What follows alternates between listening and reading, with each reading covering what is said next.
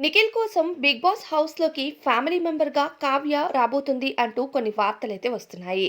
ఇక big boss హౌస్‌లో ఉన్న కంటెస్టెంట్స్‌కి సంబంధించిన కుటుంబ సభ్యులు ఒక్కొక్కరిగా హౌస్‌లోకి ఎంట్రీ ఇస్తున్నారు. అయితే కొంతమంది ఫ్యామిలీ మెంబర్స్‌కి సంబంధించిన ఫ్రెండ్స్ కూడా హౌస్‌లోకి ఎంట్రీ ఇవ్వబోతున్నట్టు తెలుస్తుంది. అయితే ఇప్పటికి నబీల్ మదర్, అలానే రోహిణి మదర్, యష్మి ఫాదర్ అయితే హౌస్‌లోకి ఎంట్రీ ఇచ్చారు. ఇక తరువాత కంటెస్టెంట్స్ అయిన కొంతమంది కంటెస్టెంట్స్‌కి సంబంధించిన ఫ్యామిలీ మెంబర్స్ అంటే ఓవరాల్‌గా ఈరోజు నలుగురు ఫ్యామిలీ మెంబర్స్ కానీ, 5 మెంబర్స్ ఫ్యామిలీ మెంబర్స్ కానీ ఒకేసారి హౌస్‌లోకి ఎంట్రీ ఇవ్వబోతున్నట్టుగా తెలుస్తుంది.